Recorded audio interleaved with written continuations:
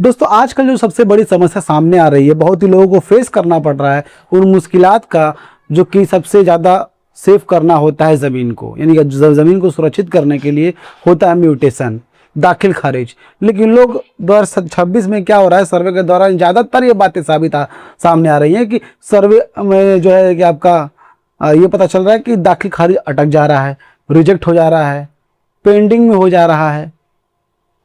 तो आज हम इसी बात पे चर्चा करेंगे और आपको हम ये भी बताएंगे कि ऐसे कौन से 3 बड़े कारण हैं जिसकी वजह से आपका दाखिल खारिज रिजेक्ट हो जा रहा है और उसे आप कैसे आप ठीक कर सकते हैं, अपने डॉक्यूमेंट्स को फिर से दाखिल खारिज कर सकते हैं और सभी अपने ज़मीनों को आप सुरक्षित कर सकते हैं। आपके वो दादा परदादाओं की जो ज़मीन है, जो आपने खरीदी या फिर आपके परदादाओं की ज़मीन है, सारी चीज़ों को आप सुरक्षित कर सकते हैं। ध्यान दीजिएगा आज का हमारा टॉपिक क्या है।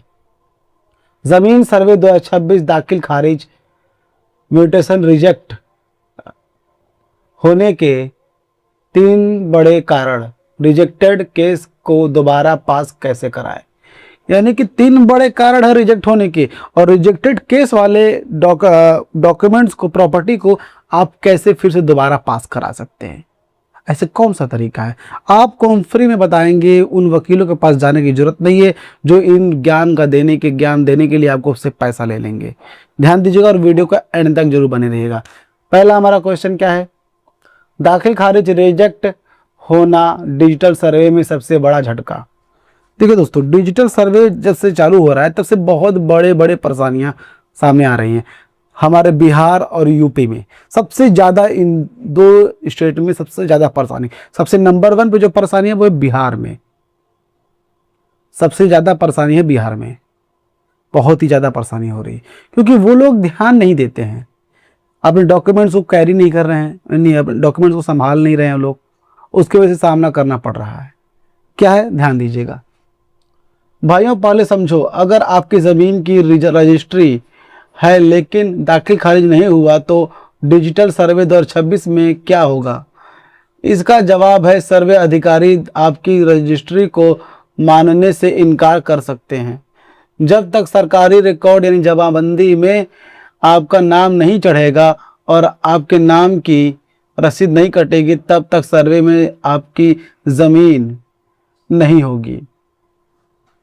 देखिए दोस्तों, सर्वे के दौरान जो टीम आ रही है वो क्या कर रही है कि सारे डॉक्यूमेंट्स चेक करेगी, आपके लैंड रिकॉर्ड वगैरह तो चेक करेगी, लेकिन रिकॉर्ड वगैरह भी चेक करेगी आपके डॉक्यूमेंट्स वगैरह में। उसमें देखेगी कि जब दाखिल खारिज नहीं हुआ, नाम अभी भी किसी और का चल रहा है, आपने तो ज़मीन खरीद ली, आपने ज़मीन का रजिस्ट्री भी करवा ली, लेकिन दाखिल खारिज नहीं करवा जिसकी वजह से खतौनी में नाम नहीं चढ़ा आपका। तो इन सारी चीज़ों को देखेगी। अगर खतौनी में नाम नहीं है, वो ये नहीं देखेगी कि आपका दाखिल खारिज के लिए आपने अप्लाई किया है तो रिजेक्ट हो गया या फिर पेंडिंग में पड़ा हुआ है अभी तक क्लियर नहीं हुआ, ये नहीं देखेगी। वो सिर्फ देखेगी अगर नाम है या नहीं। अगर नहीं रहेगी तो सर्वे में आपका नाम रिजेक्ट कर देगी, आपके डॉक्यूमेंट्स को रिजेक्ट कर देगी और सीधा रेड जोन में डाल देगी। फिर सबसे ज़्यादा परेशानी वही में होती है, गैर मजरूआ वगैरह का भी झमेला उसमें हो जाता है। उसके बाद क्या होता है, और आपके नाम की रसीद भी कटी होनी चाहिए, क्योंकि जब तक आप दाखिल खारिज नहीं करा रहेंगे तब तक आपके नाम की रसीद कैसे कटी रहेगी। जाहिर सी बात है, नहीं कटी रहेगी और आपको मालिक भी नहीं माना जाएगा। इसलिए रिजेक्टेड दाखिल खारिज को तुरंत ठीक करना जरूरी है। इसीलिए हमेशा जो है तो ज़मीन पुराने मालिक के नाम पर ही सर्वे में दर्ज हो जाएगी। इसलिए रिजेक्टेड दाखिल खारिज को तुरंत ठीक करना जरूरी है।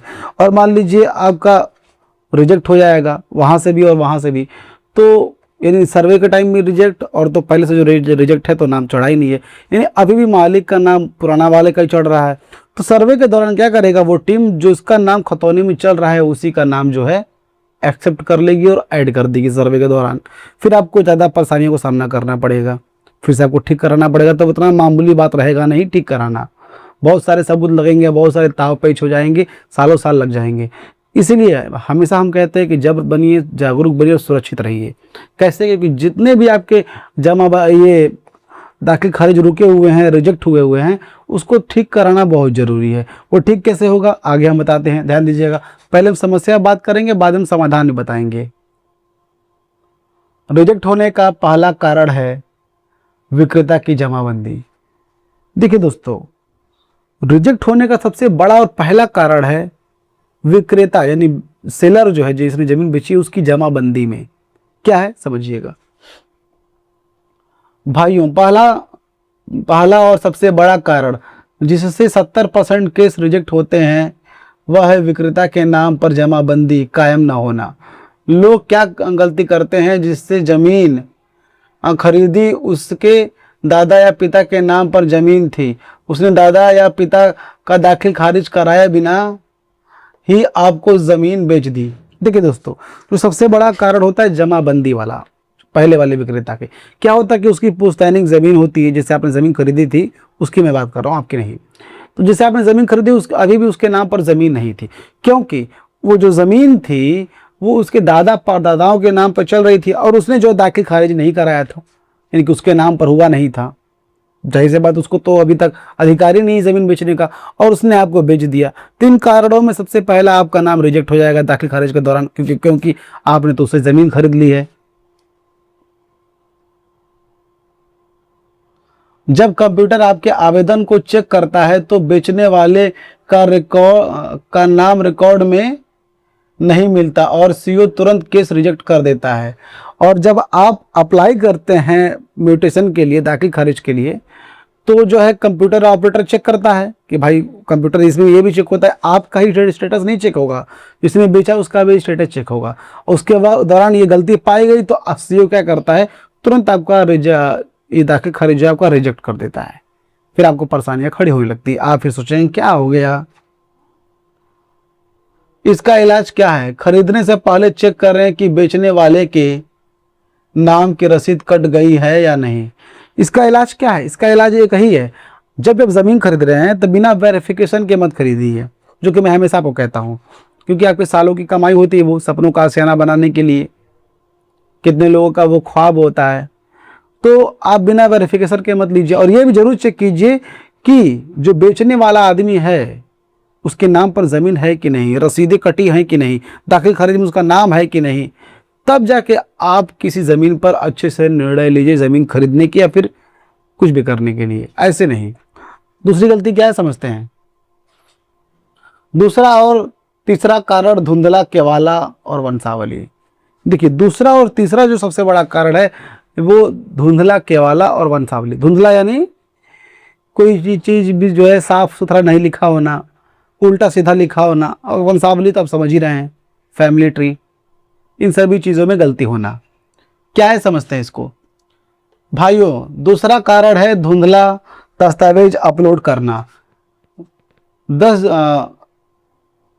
जब आप साइबर कैफे में ऑनलाइन कराते हैं तो वो केवाला डिड की कॉपी को इतना धुंधला अपलोड कर देता है कि कर्मचारी की डिड नंबर और चौहद्दी दिखाई ही नहीं,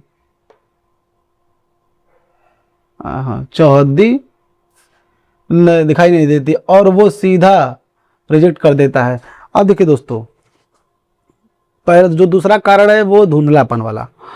तो जब भी आप डॉक्यूमेंट्स वगैरह जब आप जो अपना म्यूटेशन के लिए अप्लाई करवाते हैं साइबर कैफे वगैरह में, तो क्या करता है कि आपकी चौहद्दी और आपके डॉक्यूमेंट्स जो है इतना धुंधला वो अपलोड कर देता है कि जो म्यूटेशन की जो प्रक्रिया है उसमें आपको सबसे पहले आपका रिजेक्ट हो जाता है, क्योंकि इसमें चौहद्दी वगैरह साफ दिखाई नहीं देगी, खाता नंबर वगैरह बराबर दिखाई नहीं देगा, तो वो कैसे एक्सेप्ट करेगा। उस वक्त ये भी उस दौरान भी सारी चीज़ें दिक्कत हो जाती है, जो कि आपको ध्यान नहीं देते आप। तो तीसरा कारण है वंशावली की कमी। अगर जमीन किसी के वारिस से खरीदी है तो उसके साथ उसकी प्रमाणित वंशावली अपलोड करना जरूरी है, जो लोग नहीं करते। इन छोटी गलतियों की वजह से आपको हफ्तों का समय बर्बाद हो जाता है। देखिए दोस्तों, दूसरा सबसे बड़ा कारण, जो तीसरा जो सबसे बड़ा कारण है वो वंशावली।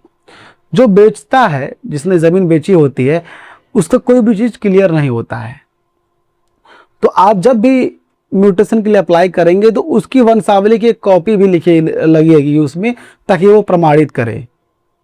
उसमें भी कमी होती है और कई लोग लगाते नहीं है, क्योंकि जानकारी ही नहीं होती बहुत लोगों को, तो क्योंकि वो वकील से तो वो जानकारी लेते नहीं है जो जानकार होता है, तो बिना जानकारी के वो ऐसे ही अप्लाई कर देते हैं। उसका भी सबसे बड़ा कारण है रिजेक्ट होने का, सबसे बड़ा कारण है रिजेक्ट होने का, इसलिए हम हमेशा कहते हैं कि जब भी आपको कोई चीज़, किसी भी चीज़ की सलाह लेनी हो, आप हमें कमेंट कर लीजिए हमारे फेसबुक वाले पेज पे। वो कैसे होगा? हमारे वीडियो को लाइक करके, हमारे यूट्यूब चैनल को सब्सक्राइब करके और फेसबुक पर लाइक फॉलो करेंगे, तभी आपको अच्छे से बात हो पाएगी। आपको मैसेंजर में बात करना बहुत ज़रूरी है। आपको हम सलाह देंगे, सारी चीज़ें बताएंगे। और ये भी नहीं होता है तो आप किसी नज़दीकी वकील से मिलिए जो ज़मीनी मामला देखता हो। किसी भी अगल बगल जो खड़े होते हैं चौधरी वगैरह, आपके पड़ोस वगैरह में जो चौधरी लोग होते हैं, उनसे जानकारी नहीं लेनी है। उन्हें कानून का एक पैसे की जानकारी नहीं होती है। जानकारी किससे लेना है? वकील से। वकील आपके पड़ोसी मिलेगा, या फिर आप मुझे कमेंट बॉक्स में मैसेज करके बात कर सकते हैं मुझसे आप। लेकिन वो बात करना है तो प्रॉपर आप मुझे फेसबुक पे फॉलो करके मैसेंजर में मैसेज कर सकते हैं। आगे बढ़ते हैं, ध्यान दीजिएगा।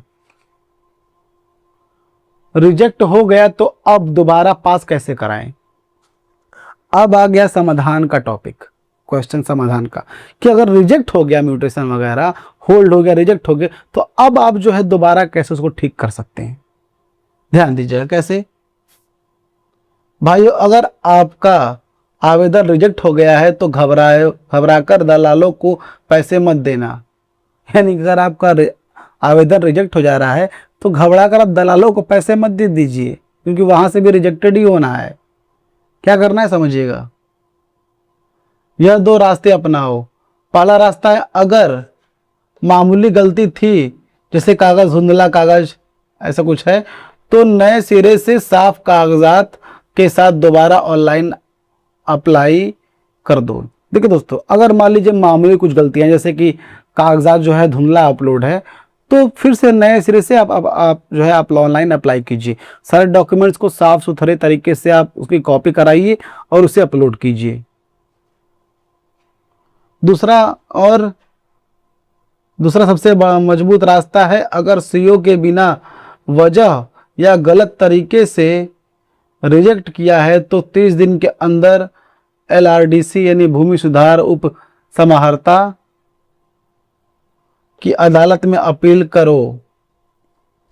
अगर देखिए, मान लीजिए सीओ कुछ पैसे वगैरह मांग रहा था करप्शन वगैरह के लिए, ज़्यादातर यही होता है दोस्तों, राजस्व विभाग में ज़्यादातर यही होता है। तो अगर मान लीजिए ऐसा कुछ कारण से, फिर किसी भी कारण से सीओ जो है रिजेक्ट कर देता है और कोई भी वो कमी नहीं बताता कि किस कमी से मैंने रिजेक्ट किया है, तो घबराने की जरूरत नहीं। सीधा आप एलआरडीसी यानी भूमि सुधार उप अधिकारी के पास आप जाके केस दायर कर सकते हैं।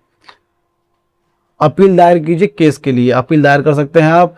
एलआरडीसी कोर्ट में सीओ को रिजेक्शन ऑर्डर की चुनौती दी जा सकती है, और एलआरडी ऑफिस में जो है सीओ को जो उसने रिजेक्ट कर दिया है उसकी कॉपी को चुनौती दी जा सकती है। क्यों उसने रिजेक्ट किया है, किस वजह से रिजेक्ट किया है, जब आप हर तरह से सही हैं तो उसने क्यों रिजेक्ट किया है, इसकी चुनौती दी जा सकती है। और वहां से आदेश आते ही सीओ को आपका दाखिल खारिज पास करना पड़ेगा। और वहां से जब आदेश होगा ना, तो सीओ जो है एकदम हिलते कांपते आएगा और आपसे माफ़ी भी मांगेगा, और आपका दाखिल खारिज तुरंत पास करना होगा। और आप स्टेटस चेक कर लीजिए, जब आपका नाम शो करने लगे आप बेफिक्र हो जाइए। और हाँ दोस्तों, सबसे बड़ा कारण ये भी होता है कि कई लोगों को तो पता ही नहीं होता कि उनका दाखिल खारिज रिजेक्ट हो गया है, क्योंकि वो ऑनलाइन अपडेट चेक नहीं करते रहते हैं, हमेशा खतौनी वगैरह चेक नहीं करते, जो कि चेक करना बहुत ज़रूरी है। अगर आप ऑनलाइन के लिए अप्लाई कर रहे हैं तो एक हफ्ते बाद जो है आप चेक करते रहिए। हफ्ता 10 दिन के अंदर अगर नहीं होता है तो आप सीधा संबंधित विभाग में जाकर कारण पूछिए और पता कीजिए सारी चीज़ें। आगे बढ़ते, ध्यान दीजिएगा। कौन से दस्तावेज साथ रखें? अब समझिएगा दोस्तों, कौन कौन से दस्तावेज हैं जो आपको साथ रखने हैं उस कॉपी के, जिससे आपका डॉक्यूमेंट्स कभी भी रिजेक्ट ना हो। समझिएगा भाइयों, अगर दोबारा अप्लाई करना है या कोर्ट जाना है तो कागज मजबूत रखो। पहला, आपकी रजिस्टर्ड डीड यानी केवाला की एकदम साफ कॉपी। दूसरा, जमीन की पुरानी रसीद की जमाबंदी नकल। देखिए दोस्तों, अगर आपके सारे डॉक्यूमेंट्स फिर से अप्लाई करने हैं, जैसे कि मान लीजिए खतौनी में नाम वगैरह चढ़ाने के लिए, दाखिल खारिज के लिए फिर से अप्लाई करना है, तो ज़्यादातर डॉक्यूमेंट्स आपको मजबूत रखना होगा और साफ़ सुथरा रखना होगा। जैसे रजिस्ट्री कॉपी यानी जिसको केवाला आप लोग बोलते हैं, उसकी एकदम साफ़ और सुथरी कॉपी, क्योंकि फ़ोटोकॉपी तो लगानी होगी, तो फ़ोटोकॉपी एकदम साफ़ और सुथरी होनी चाहिए, ऐसे नहीं। उसके बाद आपको करना क्या है, ज़मीन की पुरानी रसीद और जमाबंदी की नकल। जमीन की पुरानी रसीद और जमाबंदी की नकल जो कि साफ सुथरी होनी चाहिए, किसी भी चीज में कोई लेकिन नहीं होना चाहिए। तीसरा, सीईओ द्वारा दिया गया रिजेक्शन ऑर्डर जिसमें कारण लिखा हो, यानी तीसरा ये है जिसमें सीईओ की जो सीईओ ने जो रिजेक्ट किया उसका कोई कारण तो दिया होगा लिखित में, कि आपने छोटा सा रसीद लगाया होगा कुछ लिख करके, उसकी भी कॉपी लगाइए उसमें। चौथा, बेचने वाले की वंशावली। देखिए, अगर जमीन किसी की पुश्तैनी हो पहले से, जिसे आपने खरीदा है, पुश्तैनी जमीन यानी पैतृक जमीन है, तो उसकी वंशावली होनी चाहिए। अगर वो जमीन पैतृक है तो, अगर उसने खुद की मेहनत से कमाई करके वो जमीन खरीदी थी, यानी सेल्फ एक्वायर्ड जमीन अगर खरीदी थी, उससे आपने खरीदा है, तो उससे कोई फर्क नहीं पड़ता। यह सारे सबूत लेकर जाओगे तो कोई अधिकारी आपका हक नहीं रोक पाएगा, और ये सारे सबूत रहेंगे आपके पास तो कोई ऐसा अधिकारी नहीं है जो आपके डॉक्यूमेंट्स को, आपके कॉपी को कभी कोई रिजेक्ट कर दे। आपके म्यूटेशन को कोई रिजेक्ट नहीं कर पाएगा अगर ये सारे दस्तावेज रहेंगे तो, हर तरह से, क्योंकि दस्तावेज ही और डॉक्यूमेंट्स ही मजबूत बनाते हैं आपको, उस रिकॉर्ड को और आपको, वरना कोई चीज नहीं बना पाएगा। सबसे बड़ी गलती दोस्तों, सबसे बड़ी गलती जो लोग हमेशा करते हैं क्या है, समझिएगा। लोग यहाँ क्या गलतियां करते हैं। पहली गलती है, रिजेक्ट होने के बाद चुप बैठ जाते हैं। देखिए, लोग सबसे बड़ी गलती क्या करते हैं, मान लीजिए अगर रिजेक्ट वगैरह हो जाता है उनके म्यूटेशन वगैरह, तो चुपचाप बैठ जाते हैं, सोचते नहीं कि क्यों रिजेक्ट हुआ, सोचिए क्या हुआ, क्या कैसे हुआ, सारी चीजें देखिए, और दोबारा स्टेटस चेक ही नहीं करते। दूसरी गलती, रिजेक्शन के कारण नहीं पढ़ते। और ये भी गलती है कि अगर रिजेक्ट हो रहा है तो उसके कारण क्या है, क्यों रिजेक्ट हो रहे हैं, ये नहीं देखते। इन सारी चीज़ों को आप देखिए, सारी चीज़ों को आप सुधारिए, तभी आपको बेहतर रहेगा। ये सारी गलतियों को आपको नहीं दोहराना है। अब ध्यान दीजिएगा दोस्तों, अगर आप भी इस टॉपिक से रिलेट करते, अगर आपको लगता है कि आपके भी साथ ऐसा हो रखा, अगर आप भी अप्लाई करना चाहते हैं दोबारा, तो घबराने की जरूरत नहीं है। सीधा एक वकील से मिलना है, वो वकील जो ज़मीनी मामला देखता हो उससे मिलिए, सारी परेशानियों को बताइए, और वो जिस हिसाब से कहता है, जो तरीके से कहता है, उसके हिसाब से आप आगे बढ़िए और अपने सारे परेशानियों को सुधारने में लग जाइए। शांति बैठ और आराम से बैठने से, घबराने से कोई फर्क नहीं पड़ेगा, न ही कोई समाधान निकलेगा दोस्तों।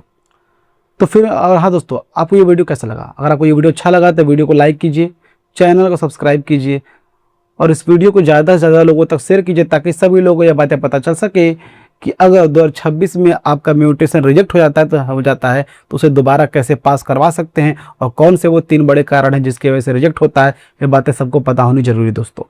तो फिर मिलेंगे किसी नए वीडियो में, किसी नए टॉपिक की तरफ। तब तक हमें दीजिए इजाज़त। जय हिंद दोस्तों।